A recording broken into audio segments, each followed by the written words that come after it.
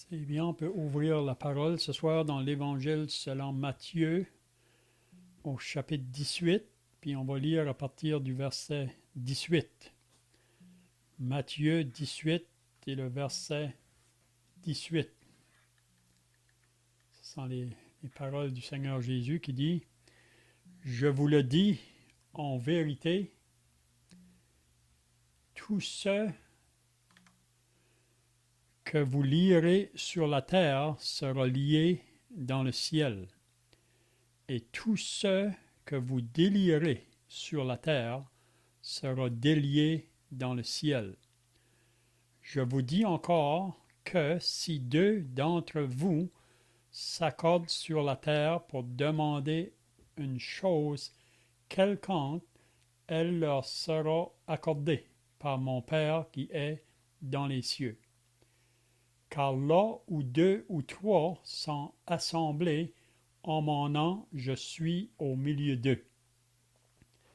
Alors Pierre s'approcha de lui et dit: Seigneur, combien de fois pardonnerai-je à mon frère lorsqu'il péchera contre moi?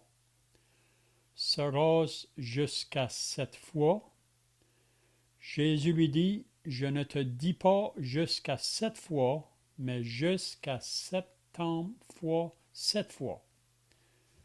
C'est pourquoi le royaume des cieux est semblable à un roi qui voulut faire rendre compte à ses serviteurs. Quand il se mit à compter, on lui en amena un qui devait 10 000 talents. Comme il n'avait pas de quoi payer, son maître ordonna qu'il fût vendu, lui, sa femme, ses enfants et tout ce qu'il avait, et que la dette fût acquittée. Le serviteur, se jetant à terre, se prosterna devant lui et dit: Seigneur, aie patience envers moi, et je te payerai tout. Ému de compassion, le maître de ce serviteur le laissa aller et lui remit la dette. Après qu'il fut sorti, ce serviteur rencontra un de ses compagnons qui lui devait 100 deniers. Il le saisit et l'étranglait en disant: Paie ce que tu me dois. Son compagnon, se jetant à terre, le suppliait, disant: Aie patience envers moi et je te payerai. Mais l'autre ne voulut pas, et il alla le jeter en prison jusqu'à ce qu'il eût payé ce qu'il devait. Ses compagnons, ayant vu ce qui était arrivé, furent profondément attristés, et ils allèrent raconter à leur maître tout ce qui s'était passé. Alors le maître fit appeler ce serviteur et lui dit: Méchant serviteur, je t'avais remis en entier ta dette parce que tu m'en avais supplié. Ne devais-tu pas aussi avoir pitié de ton compagnon, comme j'ai eu pitié de toi? Et son maître, irrité, le livra au bourreau, jusqu'à ce qu'il eût payé tout ce qu'il devait. C'est ainsi que mon Père céleste vous traitera si chacun de vous ne pardonne à son frère de tout son cœur. Amen. Donc, la semaine passée, on avait regardé ces paroles à partir du verset 15. Puis ce soir, on va continuer sur la même pensée. Donc, qu'est-ce qu'on avait regardé la semaine passée? C'est concernant Jésus qui apporte, comment je dirais, qu'il apporte dans une assemblée locale un cas de péché. Donc, on avait dit la semaine passée que le mot Église est mentionné pour la première fois dans l'Évangile de Matthieu, c'est au chapitre 16. Puis ici, c'est la deuxième fois que le mot Église est mentionné. Puis, qu'est-ce qu'on avait dit la semaine passée? Que pourquoi que le Seigneur, en parlant de l'Église, puis ici, il faut bien comprendre, c'est sous son aspect local, parce que le chapitre 16, c'est plutôt sur son aspect universel, ça comprend tous les croyants qui sont associés au corps de Christ qui est l'Église, mais ici, au chapitre 18, c'est plutôt, on croit, associé à une assemblée locale. Puis on voit que quand Jésus mentionne pour la première fois l'Église, dans son aspect local, il apporte le sujet du péché. Donc, on avait dit la semaine passée qu'il y a toujours une possibilité qui arrive du péché dans une assemblée locale.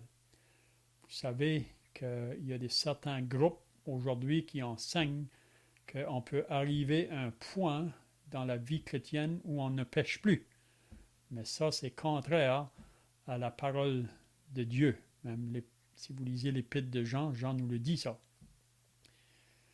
Mais il va arriver du péché parce qu'on est toujours associé avec une nature qui est charnelle, puis cette nature-là s'oppose toujours à celle de l'esprit, mais c'est pas la volonté de Dieu qu'il ait du péché dans son assemblée, mais ça va arriver. Mais si ça arrive, on voit que selon les enseignements du Nouveau Testament, qu'il y a des manières à procéder là, pour pouvoir juger le péché au milieu de nous. Parce que une assemblée locale est appelée à marcher dans une vie de sainteté, une vie de pureté. Même c'est ça que Pierre enseigne dans son épître, soyez saints, que Dieu dit comme je suis saint. Donc c'est le désir de Dieu. Puis la raison, c'est parce que la présence du Seigneur est au milieu de nous. Puis on sait que là où le Seigneur est, le péché ne doit pas être. Puis la raison que le péché doit être jugé, c'est parce que si on laisse un peu de levain, ça va faire lever toute la pâte, puis ça peut amener vraiment un désastre, même à la destruction d'une assemblée. Donc, qu'est-ce qu'on avait vu la semaine passée? Jésus a parlé d'un frère qui a péché. Mais on avait remarqué là, que dans la version Darby, c'est plus littéral, ça nous dit que si ton frère a péché contre toi, puis je crois que c'est plus cela la pensée, parce que quand on lit le verset 21, quand que Pierre s'approche de Jésus pour lui demander, le Seigneur, combien de fois pardonnerai-je à mon frère lorsqu'il péchera contre moi? Donc on peut voir que c'est vraiment un frère qui a péché contre un autre frère, qui a offensé un autre frère. Donc, qu'est-ce qu'on a vu la semaine passée? C'est comment qu'une assemblée devrait agir quand un péché arrive comme cela. Mais qu'est-ce qu'on avait vu? Premièrement, c'est la personne qui a été offensée par le frère, là, la personne qui a été offensée, c'est elle qui est responsable de faire le premier pas ou d'aller vers ce frère qui l'a offensé. Puis qu'est-ce qu'on a remarqué aussi? Que le Seigneur Jésus va mettre beaucoup d'importance là, pour aller chercher ce frère qui a offensé l'autre ou qui a péché contre l'autre. On va voir ça. Que le Seigneur va mettre beaucoup d'importance de faire tout le travail possible pour aller chercher ce frère-là pour qu'il admette qu'il a offensé l'autre. Puis s'il le fait, donc tout va être arrangé. Puis qu'est-ce qu'on a vu? Premièrement, c'est le frère offensé qui va vers ce frère qui a péché contre lui. Donc on avait vu la semaine passée que ce frère-là va, il reprend le frère qui l'a offensé, mais ce frère-là refuse d'admettre qu'il a offensé son frère. Ça veut dire qu'il ne l'écoute pas. S'il l'écoute, la chose termine là. Et c'est réglé. Mais il y a une possibilité que la personne qui a offensé l'autre ne va pas écouter. C'est ça qu'on voit dans le passage ici. Mais là encore, on voit s'il n'écoute pas, donc le frère qui a été offensé devrait continuer la procédure. Il dit qu'il devrait aller avec 2 ou 3 personnes ou avec des témoins vers ce frère-là de nouveau. Mais là, s'il refuse encore, donc qu'est-ce qu'il faut faire? Est-ce qu'il faut dire, bon, on a fait notre possible, mais ça ne s'arrange pas, donc on va laisser ça là? Non. Il dit que si ce frère-là refuse d'admettre qu'il a offensé l'autre ou qu'il a péché contre l'autre, il faut l'amener, l'annoncer à l'Église. Il faut que l'Église soit au courant. Puis on avait dit la semaine passée que premièrement, quand on dit que ça doit être annoncé à l'Église, ça devrait être dit aux responsables, ceux qui sont responsables pour prendre soin du troupeau. Puis les responsables vont aller voir la personne, probablement avec le frère qui a été offensé. Mais si la personne encore refuse, donc là, il faut que les responsables le fassent connaître à toute l'Assemblée. Puis on avait vu la semaine passée que c'est une possibilité que quelqu'un qui a péché contre un autre peut arriver à un point, c'est pas le désir de Dieu. Dieu veut que la chose soit réglée avant que la personne soit obligée d'être mise dehors. Mais ici, on voit que la personne doit être mise en dehors de l'Église parce qu'elle refuse d'admettre qu'elle a offensé l'autre. Puis même Jésus dit qu'il faut regarder cette personne-là comme un païen ou un publicain, en voulant dire que c'est possible que cette personne-là peut-être n'a jamais été sauvée. Parce qu'on avait dit la semaine passée que le désir de Dieu, il veut que dans une assemblée locale, que tous ceux qui sont reçus dans une assemblée locale soient tous des personnes sauvées. Mais il y a toujours une possibilité qu'il peut entrer des personnes peut-être qui n'ont jamais été nées de nouveau. Donc ici, c'est probablement la raison pourquoi que la personne n'est pas prête à admettre son offense. Donc, ce soir, on continue avec la même pensée là. Quand il dit au verset 18, je vous le dis en vérité, tout ce que vous lirez sur la terre. Donc ici, il faut toujours reconnaître que Jésus parle en ce qui concerne une assemblée locale. Puis quand il dit tout ce que vous lirez, probablement qu'il parle à l'Église, à cause de la décision que l'Église a dû prendre pour cette personne-là qui refuse d'admettre qu'elle a offensé l'autre ou qu'elle a péché contre l'autre. Donc, la décision que les responsables vont prendre à ce moment-là, ça va être en accord avec Dieu dans le ciel. Donc, je vous le dis en vérité, tout ce que vous lirez sur la terre sera lié dans le ciel. Donc, si que la décision va être prise d'une telle manière, Dieu va être en accord avec la décision des responsables. Et tout ce que vous délierez sur la terre sera délié dans le ciel. On voit la même pensée là, dans Matthieu 16, au chapitre 16, au verset 19. Là. Vous vous rappelez quand que Jésus avait dit à Pierre, tu es Pierre, et sur cette pierre, je bâtirai mon église. Puis ensuite, il a dit à Pierre, je te donnerai les clés du royaume. Ce que tu lieras sur la terre sera lié dans les cieux, et ce que tu délieras sur la terre sera délié dans les cieux. C'est un peu la même pensée là. Donc, une assemblée locale, donc, ça appartient à Dieu. Vous savez, c'est un groupe de croyants qui est réuni dans une localité, puis c'est vraiment une propriété de Dieu, puis Dieu prend plaisir à ça, puis son désir, il veut qu'on marche vraiment dans une vie de sainteté, en jugeant le péché au milieu de nous.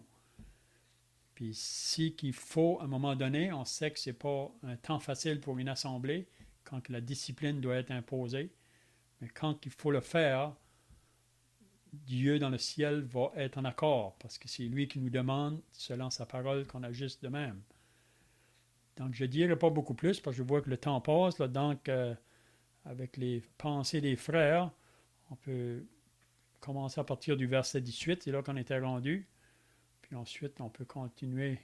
Je ne sais pas combien de lois qu'on se rendra, mais les frères sont demandés. Si vous avez des pensées ou des questions, vous pouvez le faire.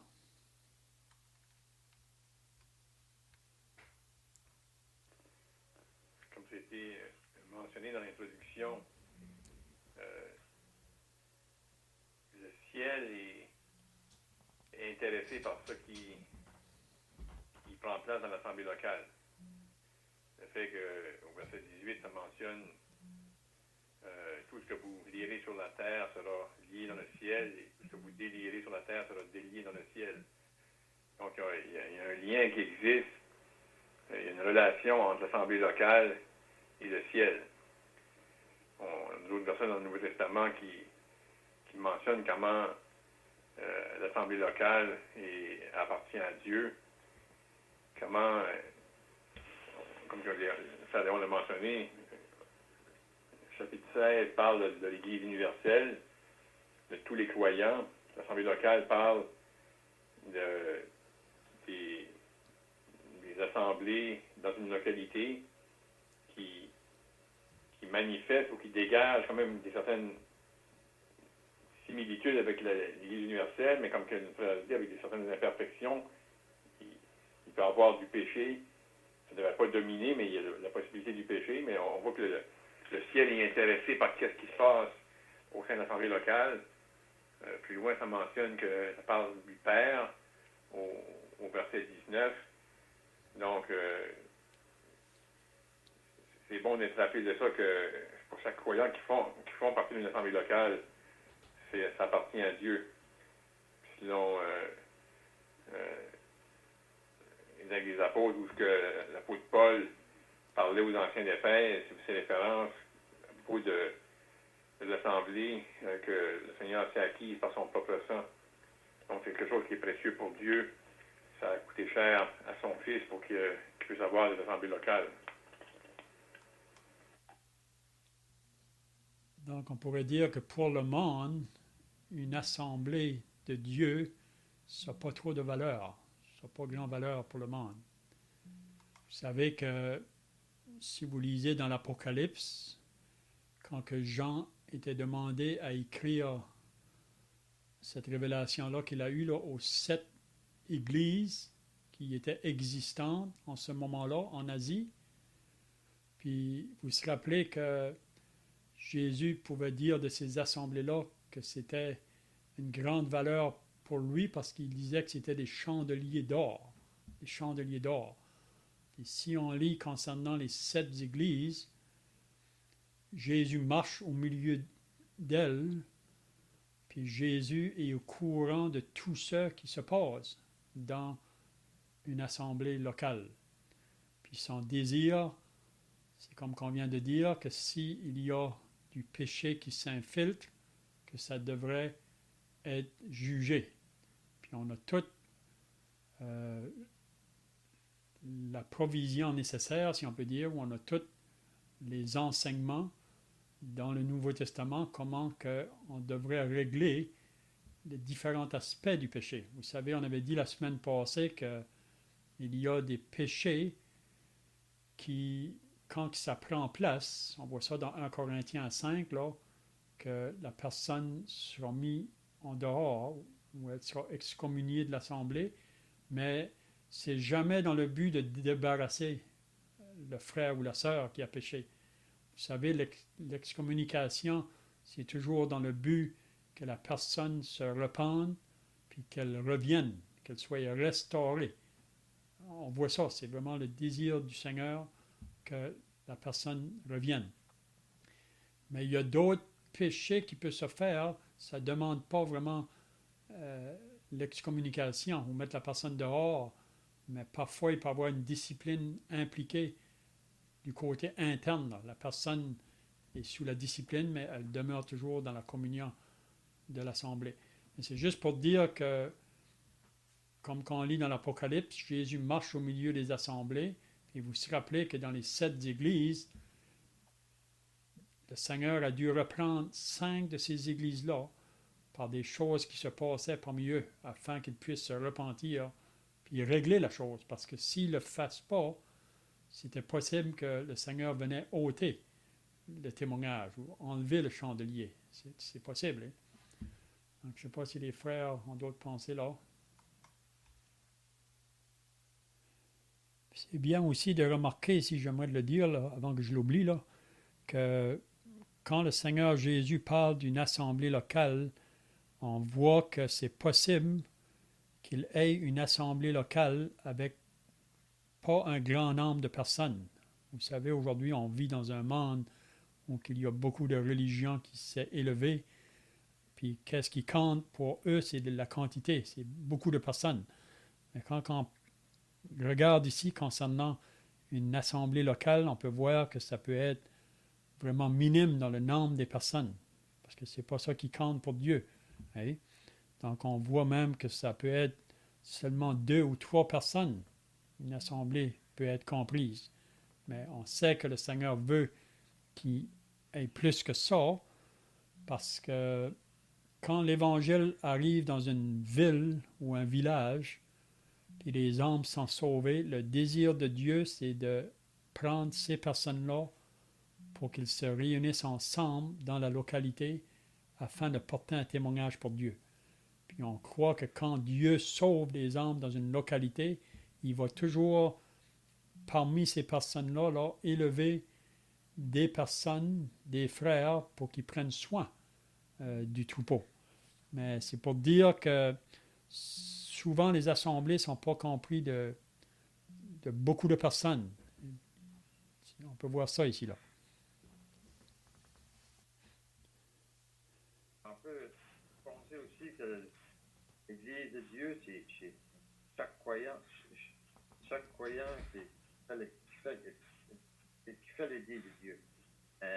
Et pour mettre ça dans les pensées, que c'est le Seigneur Jésus lui-même doit être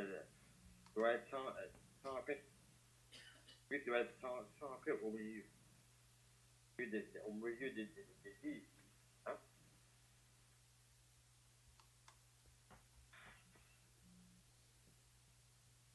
Donc, le verset 18, donc, il met ça bien clair que quand une église locale va prendre une décision face soit du péché dans l'assemblée ou autre chose, que Dieu va être en accord avec la décision qu'ils vont prendre. S'il y a des choses qui doivent être liées ou déliées, donc c'est en accord avec le ciel. Même au verset 19, il va dire, je vous dis encore que si 2 d'entre vous s'accordent sur la terre pour demander une chose quelconque, donc on pourrait dire qu'il parle ici de 2 personnes qui sont associées à une assemblée locale, puis qu'ils se mettent d'accord pour prier pour une certaine chose, puis on sait que ça devrait être toujours dans la volonté de Dieu, ce qu'on demande. Donc il dit, pour demander une chose quelconque, elle leur sera accordée par mon Père qui est dans les cieux. Donc on voit ici que Dieu entend les prières de les frères ou les sœurs dans une assemblée locale. Puis si on lui demande des choses, il va être prêt à répondre.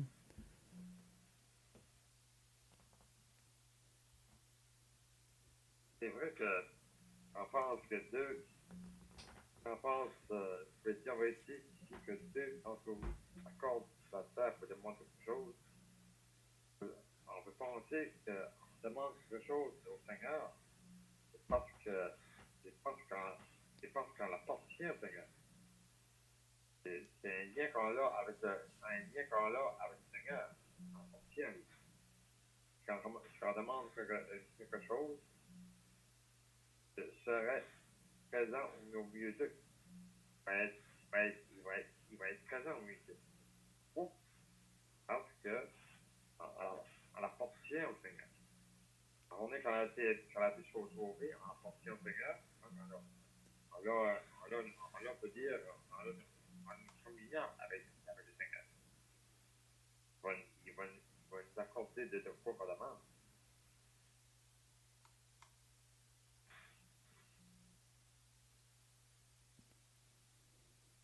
Donc on pourrait dire aussi au verset 19 que les deux d'entre vous là, qui s'accordent sur la terre pour demander quelque chose quelconque, c'est probablement demander des choses par rapport à l'Assemblée, là, et même de prier le Père pour ce qui concerne le salut des âmes. Hein. C'est toujours, ça devrait être le désir de tous les frères et sœurs pour le salut des âmes.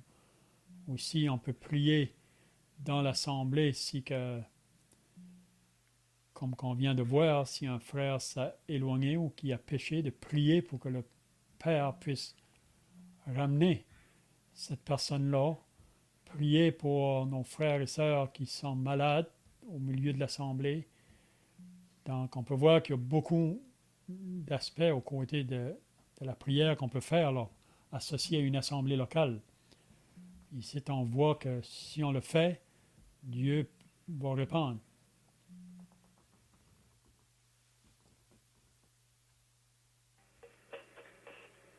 On peut voir qu'il y a un lien aussi entre le verset 19 et le verset 20, le fait que ça mentionne car, après avoir dit que si deux d'entre vous s'accordent sur la terre pour demander une chose quelconque, elle leur sera accordée par mon Père qui est dans les cieux. Car là où deux ou trois sont assemblés en mon nom, je suis au milieu d'eux. Donc on voit on va demander, on va faire une requête, une prière. Notre Père Céleste est prêt à répondre. Puis le fait que ça mentionne juste après, car là où deux ou trois sont assemblés en mon nom, ou comme le littéral veut dire aussi, pour mon nom, donc c'est pour la gloire du Seigneur Jésus, c'est pour que lui soit glorifié, que lui soit honoré. Donc les prières, les choses qu'on va demander au Père sont en relation avec ça. Donc au sein de l'Assemblée, lui est au milieu. Donc c'est des prières avec des intérêts spirituels, avec des intérêts pour les choses célestes. C'est spécifiquement pour la gloire du Seigneur.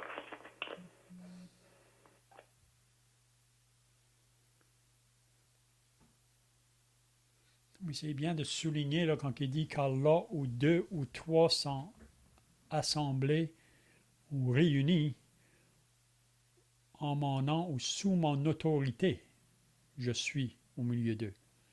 Donc ça, c'est très important parce que, vous savez, beaucoup de personnes aujourd'hui, même des personnes qui professent le salut, on croit qu'il y a des âmes de sauvés partout, mais parfois on pense que si on est deux ou trois réunis dans une maison, que c'est vraiment ça que Jésus veut nous dire ici, là.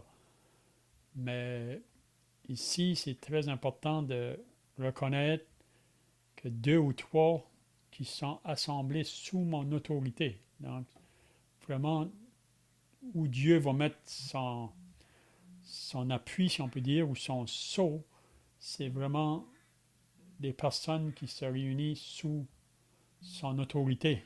Puis, être réunis en assemblée, on voit qu'il y a un modèle dans le Nouveau Testament, comment une assemblée locale doit fonctionner, si on peut dire. Puis on voit comme dans l'Ancien Testament, pour le peuple d'Israël, si vous lisez dans le Deutéronome au chapitre 12, il mentionne un lieu où le peuple devait se rencontrer. Donc on voit encore aujourd'hui, depuis que l'Église est commencée, que c'est le désir de Dieu, que là où il y a deux ou trois qui sont réunis sous son autorité ou en mon nom, ça veut dire qu'on obéit à l'enseignement des apôtres. Et c'est ça que les premiers disciples faisaient. On lit ça dans les Actes. Au début, ils persévéraient dans 4 choses, dans l'enseignement des apôtres, la communion fraternelle, la fraction du pain et dans les prières. Donc, c'est ça qui va faire vraiment quand il dit là, je suis au milieu d'eux. Ça veut dire qu'il approuve ça. sa présence va être là.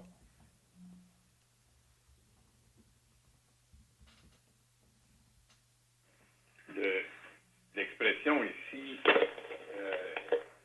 là où deux ou trois sont assemblés,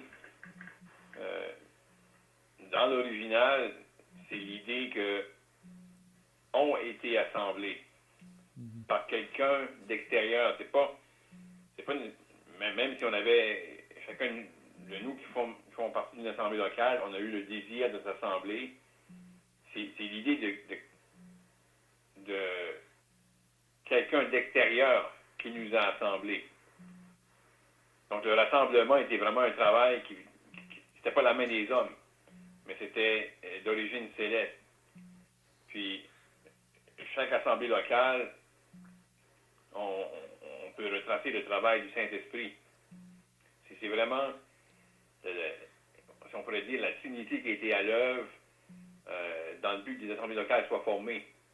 Le Père avait un désir, le Fils a accompli une œuvre à la croix, premièrement nécessaire pour nous sauver individuellement, mais pour que des personnes sauvées puissent former une assemblée locale. Et par la suite, le Saint-Esprit il a travaillé dans le but d'assembler des personnes ensemble pour former une assemblée. Donc ici, lorsque ça mentionne, car là où deux ou trois sont assemblés en mon nom, c'est l'idée qu'il y a quelqu'un d'extérieur. Il y a eu un travail de fait pour assembler ces personnes-là au nom du Seigneur Jésus. Et cette personne-là, c'est le Saint-Esprit qui a travaillé dans la formation des assemblées locales. Puis on sait que le Saint-Esprit, non seulement a travaillé dans la formation de l'assemblée locale, mais le Saint-Esprit travaille au sein de l'assemblée pour le fonctionnement de l'assemblée locale. C'est pas lui qui reçoit comment on appelle, le focus n'est pas sur lui. L'adoration ne va pas à lui. Mais le Saint-Esprit travaille au sein de l'assemblée locale et travaille au niveau du fonctionnement des dons pour que le Fils soit élevé.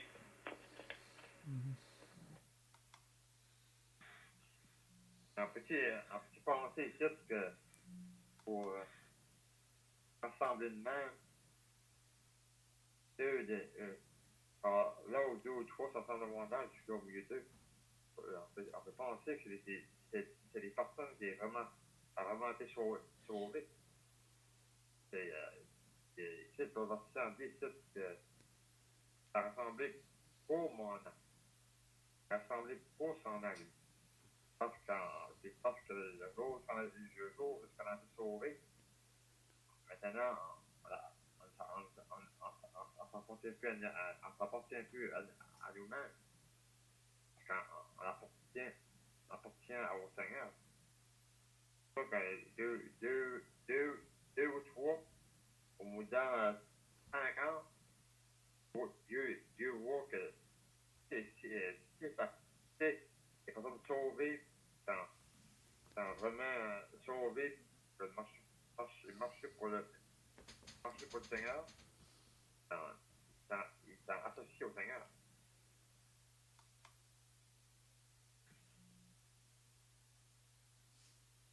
C'est pas la grosse quantité de temps.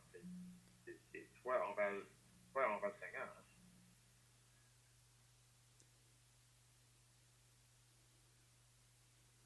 C'est comme qui vient d'être dit, tout ce qui doit se faire dans une assemblée locale, c'est toujours pour la gloire de Dieu, pour apporter la gloire au Seigneur et non pas sur nous. Vous savez que dans une assemblée locale, Paul l'enseigne à l'église de Corinthe qu'il y a deux manières qu'on peut bâtir dans une assemblée. C'est soit qu'on bâtit selon la sagesse des hommes ou selon la sagesse de Dieu. Donc le problème, vous savez, à Corinthe, parce qu'ils étaient charnels, il y a beaucoup de choses qui se faisaient, ou même des décisions qui étaient prises dans l'assemblée à Corinthe, qui étaient prises par la sagesse humaine, parce qu'ils étaient charnels. Mais on va être perdant dans ce temps-là. Puis souvent, ça amène beaucoup de difficultés dans une assemblée, quand la chair domine. On voit ça à Corinthe, donc c'est pour ça que quand Paul a dû écrire sa lettre aux Corinthiens, là, la première lettre, il était vraiment attristé dans son cœur. Même qu'il dit qu'il a écrit avec des larmes parce qu'il avait entendu par des personnes des choses qui se passaient là, puis c'était pas selon la volonté de Dieu. Puis la raison, c'est parce qu'ils étaient charnels. On sait que la première chose qu'il a dû reprendre, là, c'était les divisions dans l'Église parce qu'on faisait du favoritisme ou on faisait des choix envers les serviteurs de Dieu. Ça, c'était pas correct. Ça, c'est vraiment charnel. Hein? Donc, mais l'Assemblée, ça appartient au Seigneur, puis on devrait faire tout. Chacun de nous, on est tous responsables, les frères comme les sœurs, de faire tout pour que la gloire du Seigneur soit élevée au milieu de nous autres, parce que c'est dans le but de porter un témoignage envers les gens qui nous entourent. C'est pour ça que Dieu établit vraiment une assemblée dans une localité pour qu'on porte un témoignage, une lumière, pour que d'autres puissent être sauvés.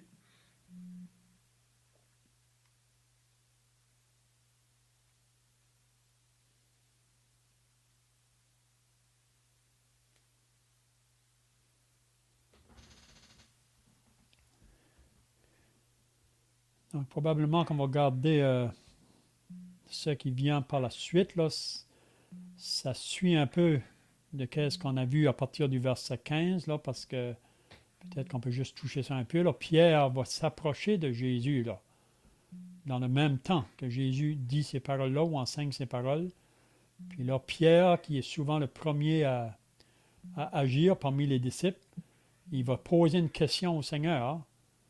Puis c'est concernant là, combien de fois pardonnerai-je à mon frère lorsqu'il péchera contre moi?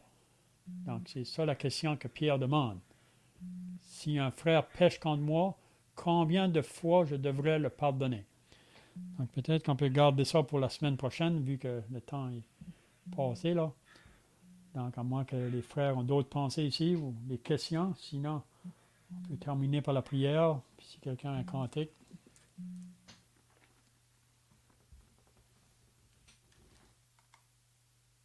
Père, dans le ciel, nous voulons maintenant terminer par la prière. Ce temps que nous avons encore ensemble, dans ta sainte présence. Nous remercions Dieu pour cet accès que nous avons auprès de toi. Nous voulons te prier pour tous nos frères et nos sœurs. Dans le Seigneur, oh Dieu, que tu puisses préserver ton peuple. Pense à toutes les assemblées dans le Nouveau-Brunswick et partout ailleurs, que tu puisses, oh Dieu, bénir et encore sauver des âmes pour ta gloire. Prions pour nos familles, nous prions pour nos enfants, nos petits-enfants. Souviens-toi, au Dieu de Ronald-Lise, nos enfants qui sont loin de nous, toujours sans sauveur, que tu puisses, au Dieu, les atteindre et les sauver avant qu'il soit trop tard. Nous remettons entre tes mains, te remercions pour toutes choses, au nom et pour la gloire du Seigneur Jésus.